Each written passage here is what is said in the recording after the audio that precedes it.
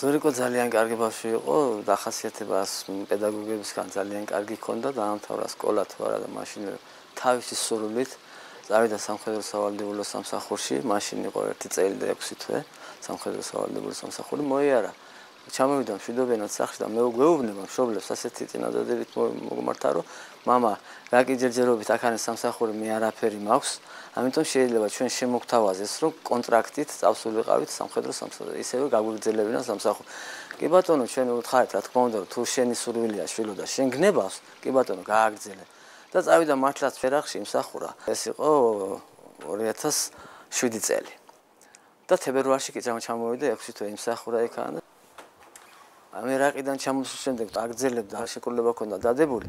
სხვათა შორის ძალიან კმაყოფილი იყო რომ მე მამა ჯარში კარგად მეკცევიან, მეყრობიან, იყო კაპრალი, 20 მეთაური იყო. 5 აგვისტოში ის აქ იყო ჩვენთან უკვე. შევილება ჰქონდა 5 დღიანი თუ რაღაცა. 6-ში გამოიძახეს როგორც მეთაური, 7-ში წავიდა და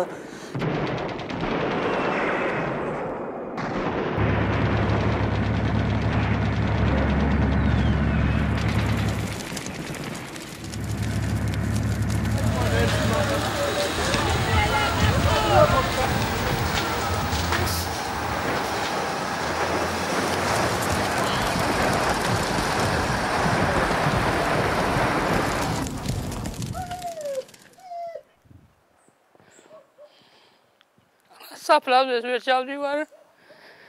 თვალ ჩამიყვანეს. სიამოვნე არ შემიძლია. 3 თვე ლოგინზე ვიყავი ჯაჭვული, არაფერი არ შემეძლო. ხელსაყრელს ვერ ხმარო.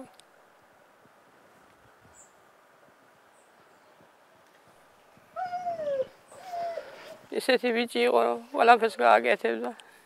ერთი ნატრო უსულდა, მანქანა შეიძინა და სხვასაც ფიქრობდა, მაგრამ არ დასცალდა. ასეთი ბედის ყოფილა და რა ვქნა. მართლაც ბედნიერი ვარ იმ მშობლებთან შედარებით, ვისთანაც მე კონტაქტი მქონია. ჩემი შვილი ჩემს გვერდით აქვე ახლოს სასაფლაოზე, სადაც ჩვენ ცხოვრობთ, იქვე გვისაფლავია და შეგვიძლია ყველაფერი, აი ეს რიტუალები, რაც საჭირო იყო გასვენება თავის დროზე ჩავუტარებთ, მე ის ჩვენი წესი ადაცი, რასაც მოითხოვს ყველაფერი და ეს ჩვენთვის დიდი შვება არის მშობლებისთვის. დიდი ბედნიერი ვარ მე ის მხრივ, როგორც თუ კი შეიძლება რომ ბედნიერი ერქვას მშობელს, რომელსაც შვილი დაეღუპა. ალბათ იმ მშობლების არ ვიცი რა იქნებოდა იმ მშობლებისთვის, ვისაც შვილები დღესდღეობით კიდე საძებარი ყავთ და არ აყავთ, აი მე უსამძიმებლებ იმათ ოჯახებს ძალიან დიდი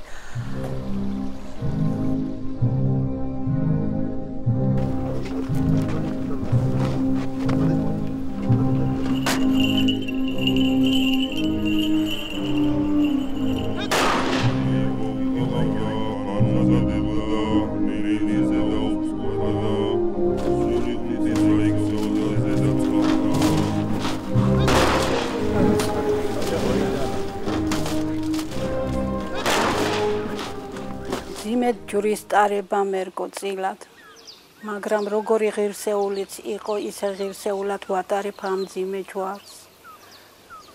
დავრჩი ასე მარტო, აი ამ დიდ სახლკარში. თუმცა ბავშვები მოდიან ყოველ შაბათ-კვირას თუ არა 2 კვირაში ერთხელ მაინც. სახლი ჟრიამულით ივსება. ესენი მიხალისებენ სიცოცხლეს. 7 აგვისტოს საბოლოოდ გავიგე მისი ხმა, დამირეკა დედა, ვენახს მიხედე, არ დაუგვიანდეს შეწამლა, ეტყობა ვენახის ჯავრი არ ქონდა იმდენად, რაც რამდენადაც ჩემი ხმის გაგონება უნდოდა. მე იმის ფიქრი და იმედი მქონდა, რომ ჩემ შვილს მტრის ტყვია ვერასოდეს ვერ მოხვდებოდა და ის ცოცხალი დამებრუნდებოდა, მაგრამ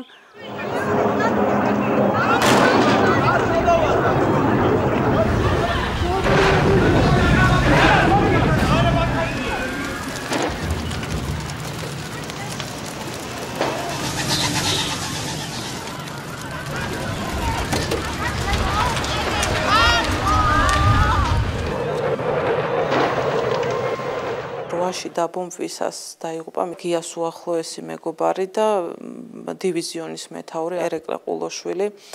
ძალიან მძიმედ გადაიტანა, როგორც მეგობრები ამბობენ, მეგობრის და მეთაურის სიკვდილი. და იმასაც განიცდიდა, რომ ვერ გამოიყვანეს ბრძოლის ველიდან. 9 აგვისტოს დილით მიიღო ბრძანება, დავალების შესასრულებლად უნდა შესულიყო მეთაურის და თან პარალელურად ერეკლეს გამოყვანაც უნდოდა. სამწუხაროდ ვერ მოახერხა თვითონაც სნაიპერის მიერ ნასროლი ტყვიით გარდაიცვალა, რადგან ჩასაფრებაში მოყვნენ იქვე ცხინვალის შესასვლელთან სკოლის ეზოში და ადგილზევე დაიღუპა ყელში ესროლა სნაიპერმა და იქვე გარდაიცვალა. მე არ მაქვს უფლება რომ მოვეშვა, რადგან 3 შვილი მყავს გასაზრდელი.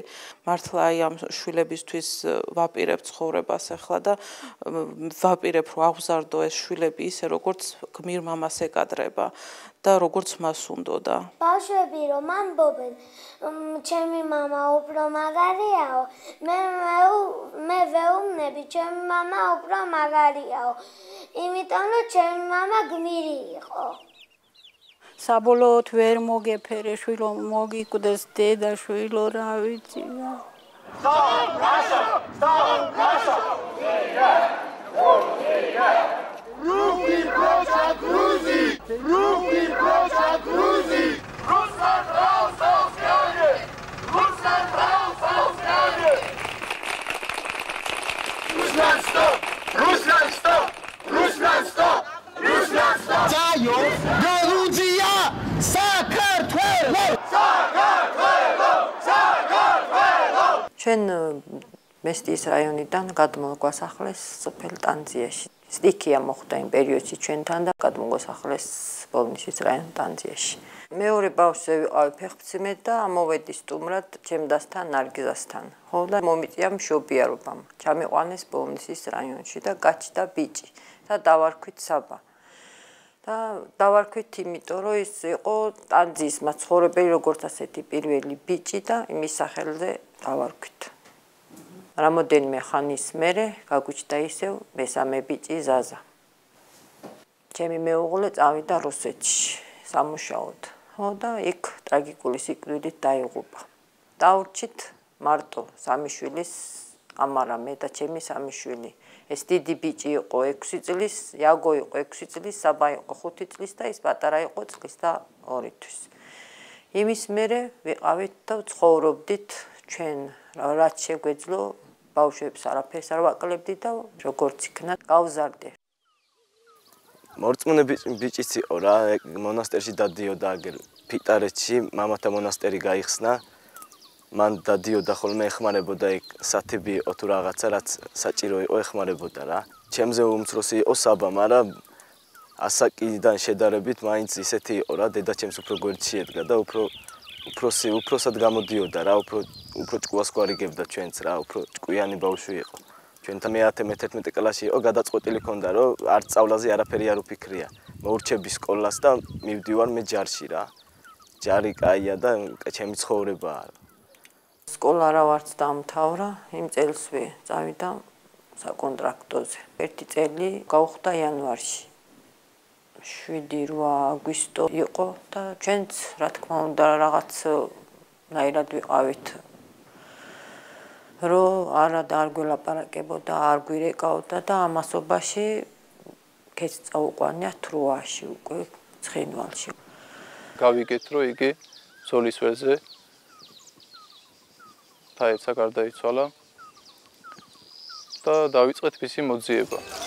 ჩვენ დაუკავშირდით თავდაცვის სამინისტროს და მათ ვკითხეს რომ ჯერჯერობით შეუძლებელია მიცვალებულის გადმოსვენება. პასუხისმგებლობასაც ჩვენ არ ვიღებთ, იმიტომ რომ გორი არის ფაქტიურად უკონტროლო. მივედი მეუფესთან და ვთხოვე რომ ჭირისუფალი ელოდება რომ ერთადერთი ნუგეში მათთვის იყო რომ მიცვალებული დაემარხათ და ესაფლავებინათ და მიეგოთ პატივი ისე როგორც ეკადრება ყველა ქართველ ვაჟკაცს. და მისი ლოცვა კურთხებით მე და კიდევ ერთი ბიძაშვილი გოგა დადუანი უბრალოდ სუბუქი მანქანით ოპელის მარკის ფურგონს რო ეძახიან ესეთი მანქანა იყო, ჩავიდეთ საკაცზე და მივედით უფალს. ფაქტიურად იქით მოძრაობა იყო გაწყვეტილი. ესეც რაღაცა გარკვეულ ადამიანურ შიშს პადებდა, რომ ტრასაზე აფეთქებული ტანკები, მანქანები, დამსხვრეული, ნამწვავი, გადაყრილი ბრონეჟილეტები და ასევე შემზარავი ფაქტი იყო. მადლობა უფალს შევედით შვიდობით გოლში. გოლშიც რა თქმა უნდა შემზარავი მდგომარეობა ის იყო, რომ ამხელა ქალაქი იყო თითქოს რაღაცნაირად უცბად ესე გაჩერებული კადრებით. დამწვარი სახლები და იქ კანტი კუნტა და აი მოხუცებულებით შევნიშნეთ. მივედით გორის ჰოსპიტალში და უკვე დავწმუნდი სამწუხაროდ გარდაცვლილი იყო ჩემი ბიძაშვილი. კერჩი ქონდა მას ჭრილობა, როგორც შევხედე. და მისი ნივთები გადმომცა ამ ექიმმა, რომელიც გულის ჯიბეში ეწყო და სხვათა შორის წმინდა ნინოს ხატი იყო. სისხლიანი. აქ ყველაფერი რასაც ხედავთ, სიგელები, საჩუქრები, მედლები, ჩვენი სამივე ძმის არის და ყველაზე მეტი ჩემი და ჩემი უფროსი ძმისა ყველაზე ნაკლები საბასია, მაგრამ ყველაზე დიდი ჯილდო გმირობისთვის სიკვდილის შემდეგ მან დაიმსახურა ვახტანგ გორგასლის მესამე ხარისხის ორდენი გმირობისთვის.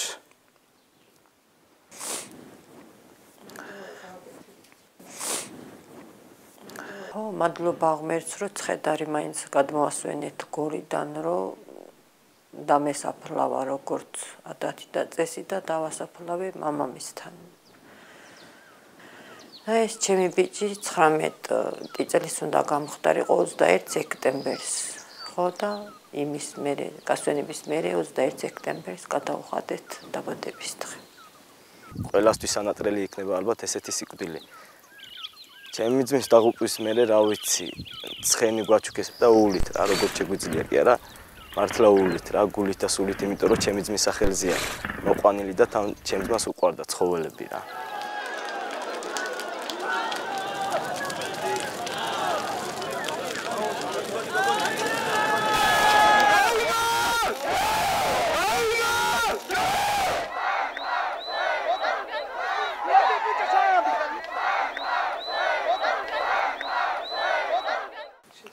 ჩემი ტკივილი დაიწყო 18 წლის წინ, როდესაც წამოვედით ქალაქ ცხინვალიდან ქალაქ გორში. გია იყო 11 წლის, გელა 7 წლის. მათ ძალიან კარგად ახსოვდა თავიანთი კარმიდამო ქალაქ ცხინვალშიც და სოფელ ხეიჩით. მივიყვანე მე-12 სკოლაში. დაამთავრეს ეს სკოლა. ყავდა ძალიან კარგი მეგობრები და თვითონაც ძალიან ნიჭიერი და კარგი ბავშვები იყვნენ. გია პირველი მივიდა კარატეზე. ვაჟკაცური სპორტი უყვარდა საერთოდ. ერთი წლის შემდეგ გელაც შევიდა კარატეში, ერთად ვარჯიშობდნენ. ძმები ერთად დადიოდნენ. საერთოდ გელა ყოველთვის ბაძავდა თავის ძმას. იმიტომ რომ იცოდა რომ თავისი ძმა სწორ საქმეს აკეთებდა ყოველთვის. მაშინ სამხედრო სავალდებულო სამსახური არც ერთს არ ქონდა მოვლილი და ძნელი იყო მაშინ ჯარში შეცვლა. ძალიან გულით უნდოდათ. ეს დაინახა ბატონმა ბატალიონის უფროსმა მამუკა გორგიაშვილმა და მისი დახმარებით გია კონტრაქტზე შევიდა საჯავსნო სატანკო ბატალიონში გორის. ერთი თვე გავიდა და ძმაც მის კვალზე შევიდა ეგეც საჯავსნო სატანკო ბატალიონში და ერთ ოცეულში მსახურობდნენ. გია ამითაც არ დაკმაყოფილდა. მოინდომ აკადემიაში ჩაბარება. საერთოდ გია რასაც იტყოდა, იმას ასრულებდა ყოველთვის. გია გავიცანი საზაფხულო ბანაკში. მაშინ 12 წლის ვიყავი, ასე რომ ბავშვობიდან გვიყვარდა ერთმანეთი. შემდეგ 8 წელი შეყვარებულები ვიყავით, შემდეგ დავქორწინდით. ყოლა ნანიკო, გოგონა. იყო არჩეულებრივი მამა. კარგი მეუღლე, ძალიან მზრუნველი, ყურადღებიანი და მოსიყვარულე მეუღლე და მამა იყო. ერთადერთი რაც ჰქონდათ მათ ჯილკა, ეს იყო ცხინვალში პირველები შესულიყვნენ. იმიტომ რომ გია ყოველთვის გაიძახოდა. მე ვარ ცხინვალელი. პირველ რიგში უნდა შევიდეს ცხინვალში ცხინვალელი და შემდეგ სხვები. ცხინვალი მე თუ არ დავიბრუნე, სხვები ვერასოდეს ვერ დაიბრუნებე. მე როგორც ვიცი, ძმას აუფეთქეს ტანკი. როდესაც ძმა ამოდიოდა ტანკიდან დაინახა რომ მისი ძმა ცხინვალის სიღრმეში მიდიოდა და გამოეკიდა ძმას. ერთი კი დაიძახაო. მისმა თანამებრძოლებმა თქვეს, ერთი დაიძახა რომ მე ჩემ ძმას აქ არ დავტოვ და გამოეკიდა ძმას. ძმას ვერ დაეწია. და იქვე ახლოს შევარდა შენობაში, სადაც ეკეთებოდა ოსების შტაბი. და შემდეგ როგორც გავიგე, ორთებობას დავიწერეთ ჯვარი და 8 აგვისტოს ვაპირებდით ხელის მოწერას, მაგრამ ვერ მოვასწარეთ სამწუხაროდ. 8 შიგელა დაიღუპა და ეს ბედნიერი, ასე ვთქვათ, რიცხვები, რომელიც ჩემთვისაც უნდა ყოფილიყო ბედნიერი, გახდა ჩემთვის საზარელი. მარიამი არის პირველი ბავშვი ამ ომის შემდეგ დაღუპული ბიჭების შვილებიდან, რომლებიც ომის შემდეგ დაიბადნენ. მე თავდაპირველად სამინისტროში დავიწყე მუშაობა იანვარში, როდესაც მივედი სამსახურში პირველივე დღეს მე ხელ ჩამივარდა საბუთი, რომელზეც წავიკითხე, რომ იყო ერთ-ერთი ძმა რომელაშვილის დნმ მოსული. აქამდე მანამდე ჩვენ არ ვიცოდით, ოჯახს არანაირი ინფორმაცია არ ქონდა ამის შესახებ, ვიცოდით ორივე ძმა იყო დაკარგული. რა თქმა უნდა, მე ამ თავზე არ დამცემ ამბავს ვერ ვეტყოდი ვერავის, მაგრამ 10 დღის მერე უკვე მოვიდა ოფიციალური დნმ და ეს იყო ჩემი მეუღლე გელა რომელაშვილი.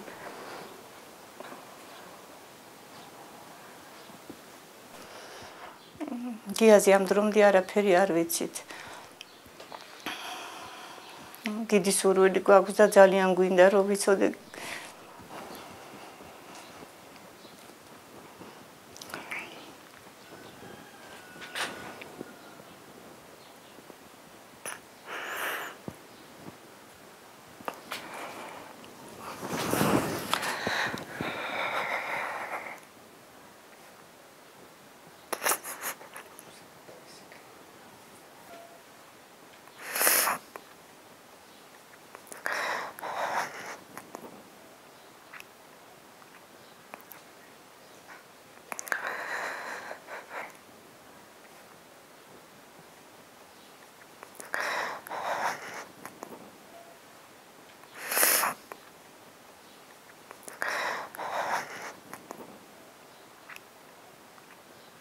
თავისი მამა ილაპარაკებს მიაჩნს.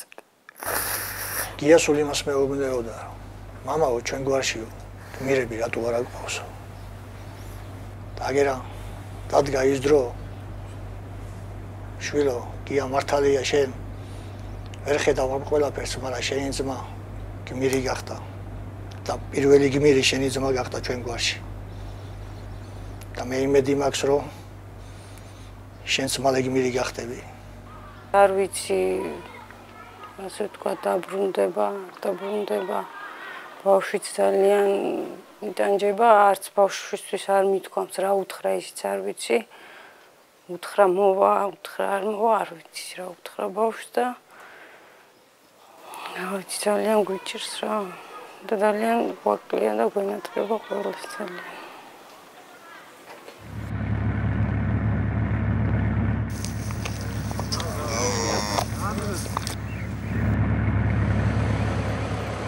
Поедем.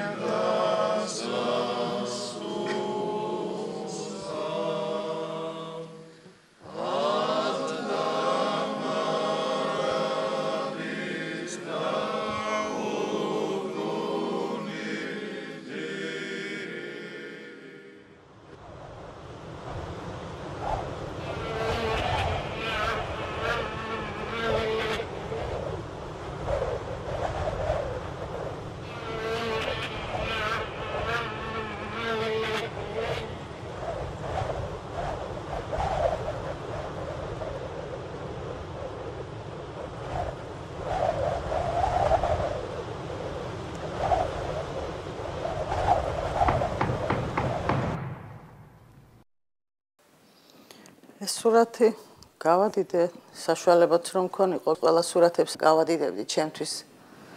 მე მეტი მაინც არაფერი არ მაქვს დარჩენილი ამ ცხოვრებაში. ჩემი მეუღლე ვახტანგის მამა პატრიკ ზირიშვილი აფხაზეთის ომში დაიღუპა. სულ ბოლოს მარტო ტელევიზორით ვნახე. ბავშვებმა დამიძახეს სასწრაფოდ რომ დედა შემოდიო, მამა არის ტელევიზორშიო.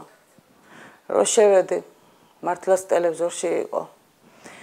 კორესპონდენტი ეკითხებოდა, ვის გინდათ მოგითხვა გადასცეთო, ვისადაც ჩემს ცოლ-შვილსო. მაშინ მე თქვენს ცოლ-შვილთან მარტო დაგტოვებთო. ასე მითხრა, გამარჯობა მარინა, როგორ ახარო? ვიცი როგორი ვაშკაცი ქალი ხარო და აბა შენიცი ჩემი ვახო, თუ ცოცხალი ვერ დაბონდი, ვაშკაცად გამიზარდეო. ეს იყო და ესა ჩემი მეუღლის სიტყვები, მის მერე ჩემი მეუღლე ცოცხალი აღარ მინახია. 2005 წლიდან მე საქართველოში აღარ ვიყავი, საზღვარგარეთ ვიყავი წასული, რომ ჩემი ობოლი შვილები მეხმარებოდი და შემენახა, განსაკუთრებით კი ჩემი ვახტანგი უკვე სკოლას მიმთავრებდა, მე 11 კლასს ამთავრებდა, უკვე დავაშკაცებული იყო. იმ დავაშკაცების წლებში მივატოვე ჩემი შვილი, როცა გვერდზე ვჭირდებოდი, მოუკვდეს დედა.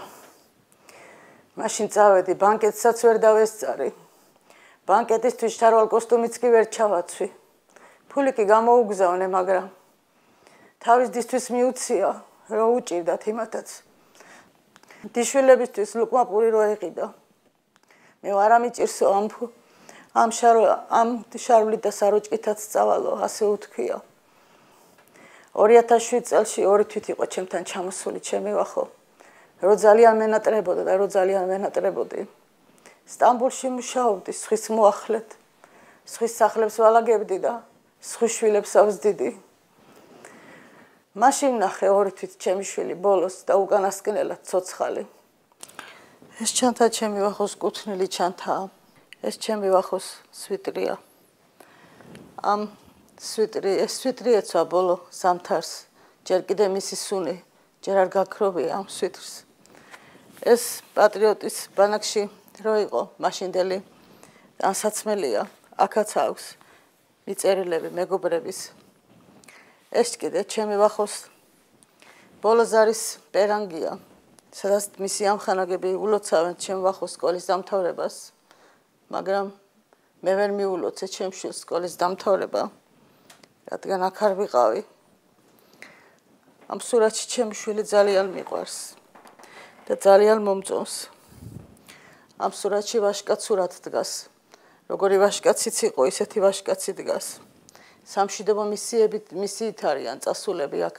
ომამდე ერთი თვით ადრე, თუ თვენახევრით ადრე, ზუსტად არ ვიცი.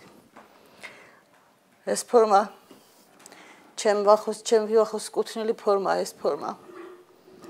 ეს ფორმა ქონდა იმ თავის ზურგ ჩანთაში, ვაზიანი და რომ მომიტანეს გასარეცხი ედო. ამოვიღე, გაურეცხე, გაუთავე, გაუწიკწიკე და ესე ჩამოუგიდე ჩემ შვილს. ჩემ ვახოს მე ყოველ დღე ვეფერები. ჩემ ვახოს სურათებს ვეფერები. ამ ტასაცმას ვეფერები. ომის დროს ჩემ ვახოს ეს ფორმა არასწმია, სხვა ფორმა ეცვა. ის ფორმა სისხლიანი რადგან იყო, ჩააყოლეს თან. იმ ფორმას მე არ მაჩვენებდნენ, მაგრამ ეს უშემთხვევით მივაგენი იმ ფორმას, რომელიც გამოტანებული ქონდათ მორგიდან. ამოვიღე და რომ ვნახე ჩემი შვილის სისხლიანი ფორმა, იმ სისხლებს მოვეფერე. ჯიბეში ჩაუყავე, ხელი მოუკვდეს დედა, არ უყვარდა არასოდეს ჯიბეში ხელი ჩაყუპა. მარკოზის სახარება და ლოცვანი ქონდა ჯიბეში. იქაც არ დავიწყნია, ომის დროსაც არ დავიწყნია. ამ ლოცვების წაღება და ეს თავისი კუთვნილი ჯვარი ქონდა ჯიბეში. ეს ჯვარი მე ამოვიღე. მოძღვარს ვთხოვე, რომ ემეტარებინა და მომცა კურთხევა, რომ მევატარო ეს ჯვარი, სამ პირში სული მექნება. ამ ტაძრიდან გავასვენეთ ვახტანგ ზირიშვილი. მარტო თავის შვილს კი არა, ყველა დაყოფილ ვაჟკაცს დასწირის და უფალს ავედრებს ქალბატონი მარინე. სწორედ მათი სახელების უკვდავს საყოფად სურს ააგოს ტაძარი და სწორედ მათი სულების საოხად სტადიან სიცოცხლე. ქალბატონი მარინე ჩვენს მრევლში ნამდვილად ქართული შეუდრეკელი სული სიდიადის გამოვლინებაა. რადგანაც სწორედ ის ჩაუდგა სათავეში ეკლესიის მშენებლობას. მან გაასიგრძეს ეგანა თავს დატეხილი უბედურება და დაუსრულებელი გლოვის ნაცვლად შეძლო თაყვანისცემა უფლისა და მის საკურთხეველთან მოძებნა მყუდრო ადგილი.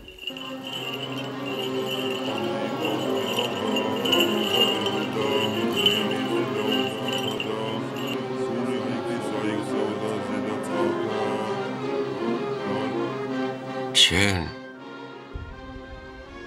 უხად გვერდში რა იბეწევ შვილ ჩონ სამაროვანში რა იბეარ გზინა შვილ შენ დღეი ვერ ნახ სანუკვარ შვილ ერმამაი მარტო დამტოვე შვილ ხელ გამიხმეს გაცხოვნევ ერეკლე შვილ რათ არ მენატარებ ჩემ ნანდომ შვილ თოლევში წრემელ გაშ აი შვილ არ სატირე ვარ კაცად გაგზავნე შვილ ჩემბე ზეჩოთ ცოცხალდამა აი შვილ